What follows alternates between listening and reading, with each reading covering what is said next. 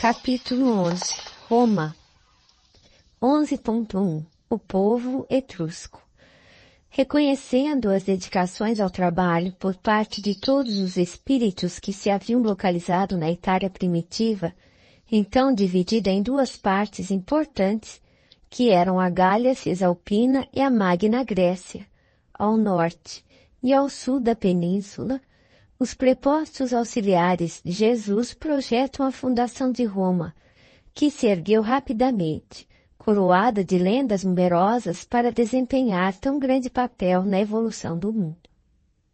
A esse tempo, o Vale do Pó era habitado pelos etruscos, que se viam humilhados pelas constantes invasões dos gauleses. De todos os elementos que formaram os ascendentes da Itália moderna, eram eles dos mais esforçados e operosos e inteligentes. Nas regiões da Toscana, possuíam largas indústrias de metais, marinha notáveis, destacado progresso no amanhado da terra e, sobretudo, sentimentos envolvidos que os faziam diferentes das coletividades mais próximas. Acreditavam na sobrevivência e ofereciam sacrifício às almas dos mortos, venerando os deuses cujas disposições em cada dia presumiam conhecer através dos fenômenos comuns da natureza. Atormentados e desgostosos em face das lutas reiteradas com os gauleses, os etruscos decidiram tentar vida nova, e guiados indiretamente pelos mensageiros do invisível, grande parte resolveu fixar-se na Roma do porvir, que então nada mais era que um agrupamento de cabanas humildes e desprotegidas. 11.2. Primórdios de Roma. Defendida naturalmente pelo adensamento constante de população, a cidade mergulhou as suas origens numa corrente profunda de histórias interessantes e maravilhosas, onde as figuras de Enéas, de Rhea Sílvia, de Rômulo e Remo assumiram um papel saliente e singularíssimo.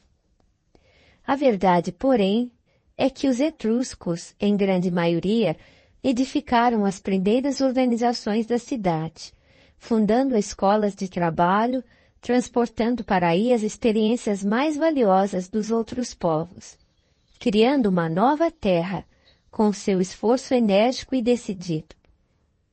Lá encontraram eles as tribos latinas Ramnenses, Titienses e Lúceres, congregadas para a edificação comum, das quais assumiram a direção por largos anos, construindo os alicerces das realizações futuras. Quando Rômulo chegou, seus olhos já contemplaram uma cidade próspera e trabalhadora, onde fez valer a sua enérgica inteligência.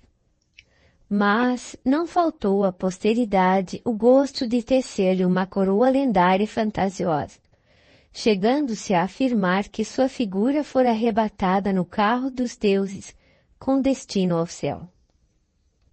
11.3. Influências decisivas.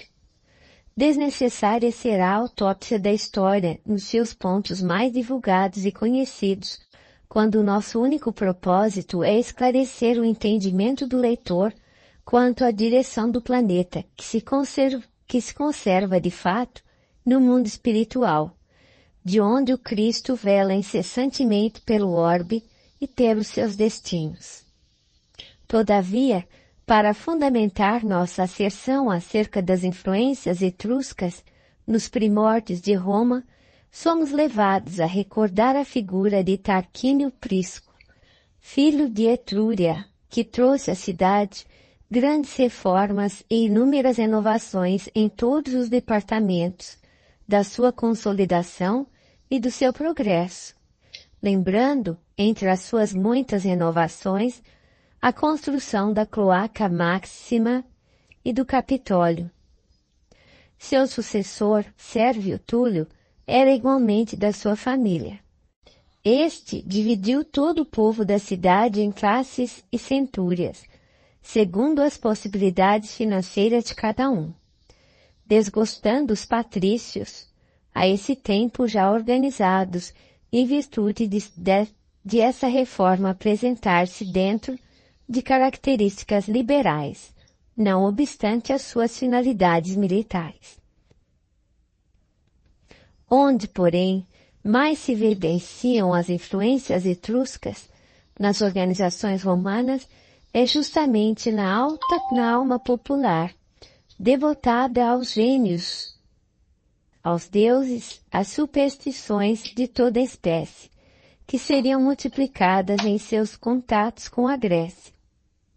Cada família, como cada lar, possuía o seu gênio invisível e amigo, e na sociedade alastravam-se as comunidades religiosas, culminando no Colégio dos Pontífices, cuja fundação remonta ao passado longínquo da cidade.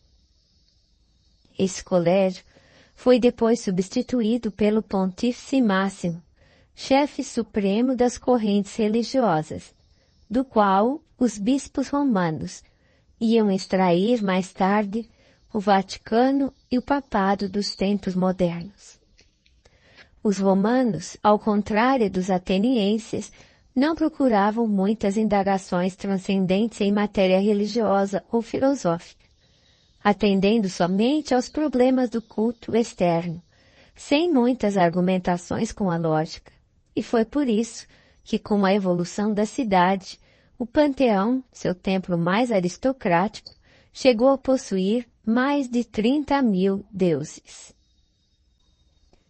11.4 Os patrícios e os plebeus.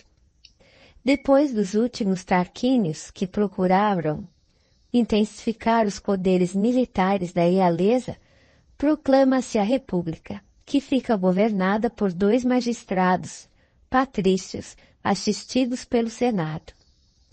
Grandes medidas são executadas para consolidar a supremacia romana, mas as classes pobres oprimidas pelas mais ricas, que gozavam de todos os direitos, revoltam-se em face da penosa situação em que as colocavam as possibilidades da ditadura preconizada pelos senadores, em casos especiais com poderes soberanos e amplos em todas as questões da vida e morte de cada um. Inspirados pelas forças espirituais que o assistiam, os plebeus em massa abandonaram a cidade, retirando-se para o monte sagrado. Mas os patrícios, examinando a gravidade daquela atitude extrema, lhes enviam Menênio, Agripa, cuja palavra se desencumbe com felicidade da diligência que lhe fora cometida, contando aos rebeldes o apólogo dos membros e do estômago, que constituem no mecanismo de sua harmonia o perfeito organismo de um corpo. A Teble concorda em regressar à cidade, embora impondo condições quase que irrestritamente aceitas. Os tribunos da plebe inauguram então um período de belas conquistas dos direitos humanos, culminando na lei Canuleia, que permitiu o casamento entre patrícios e plebeus, e com a lei Ugúnia, que conferia a estes últimos as próprias funções sacerdotais. 11.5 A família romana. Muito poderíamos comentar à margem da história, mas outros são os nossos fins, considerando-nos o dever de salientar aqui as sagradas virtudes romanas, na instituição do colégio da família, em muitas circunstâncias superior ao da própria Grécia, cheia de sabedoria e beleza. A família romana, em suas tradições gloriosas, esta constituída no mais sublime respeito às virtudes heróicas da mulher e na perfeita compreensão dos deveres do homem ante os seus sucessores e os seus antepassados. Lembrando-nos de Roma, no seu áureo período de trabalho, enche-nos o olhar de lágrimas amargas. Que gênio maldito imiscui-se nessa organização sublimada em seus mais íntimos fundamentos, devorando-lhe as esperanças mais nobres, corrompendo-lhe os sentimentos, relaxando-lhe as energias? que força devastadora derrubou todas as suas estátuas gloriosas de virtude?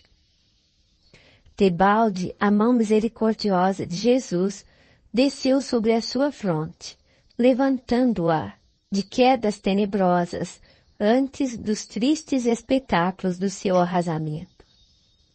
Os abusos de poder e de liberdade dos seus habitantes fizeram do ninho do amor e do trabalho um amontoado de ruinarias, afundando-o no mar de lodo sanguinolento. 11.6 As guerras e a maioridade terrestre. Em breve, porém, a família romana, cheia das tradições de generosa beleza, foi dilacerada pelos gênios militares e pelos espíritos guerreiros. O progresso incessante da cidade formava a tendência geral ao expansionismo em todos os domínios. Entretanto, os pródromos do direito humano e a organização da família assinalavam o período da maioridade terrestre. O homem, com semelhantes conquistas, estava a desferir o voo para as mais altas esferas espirituais. As legiões magnânimas do Cristo aprestam-se para as últimas preparações de seus gloriosos caminhos na face do mundo. O Evangelho deveria chegar com a mensagem eterna do amor, da luz e da verdade para todos os seres. Todavia, a liberdade pessoal e coletiva é respeitada pelo plano invisível, e Roma não se mostra digna das numerosas dádivas recebidas. Em vez de estender os seus laços pela educação e pela concórdia, deixa prender-se por uma legião de espíritos agressivos e ambiciosos, alargando a sua influência pelo mundo com as balistas e catapultas dos seus guerreiros. Depois das conquistas da península, empreende a conquista do mundo, com as guerras púnicas, terminando por submeter todo o Oriente, onde também se encontrava a Grécia esgotada e vencida. Os enviados do Cristo harmonizam esses terríveis movimentos no Instituto das provações necessárias aos indivíduos e aos seus agrupamentos. Todavia, a realidade é que Roma assumia igualmente as mais pesadas responsabilidades e os mais penosos débitos diante da justiça divina. Suas águias vitoriosas cruzam então todos os mares. O Mediterrâneo é propriedade sua, e o Império Romano é o império do homem, ouvindo-se a voz diretora de um só homem para quase todas as regiões povoadas da terra. 11.7 Nas vésperas do Senhor. As forças do invisível, porém, não descansaram. Muitas lágrimas foram vertidas no alto em vista de tão nefastos acontecimentos. O Cristo reúne as assembleias de seus emissários. A terra não podia perder a sua posição espiritual depois das conquistas da sabedoria ateniense e da família romana. É então que se movimentam as entidades angélicas do sistema nas proximidades da Terra, adotando providências de vasta e generosa importância. A lição do Salvador deveria agora resplandecer para os homens, controlando-lhes a liberdade com a exemplificação perfeita do amor. Todas as providências são levadas a efeito. Escolhem-se os instrutores, os precursores imediatos, os auxiliares divinos. Uma atividade única registra-se então nas esferas mais próximas do planeta. E quando reinava Augusto, na sede do governo do mundo, viu-se uma noite cheia de luzes e de estrelas maravilhosas. Harmonias divinas cantavam um hino de sublimadas esperanças no coração dos homens e da natureza. A manjedoura é o teatro de todas as glorificações da luz e da humildade, e enquanto alvorecia uma nova era para o globo terrestre, nunca mais se esqueceria O Natal, a noite silenciosa, noite santa.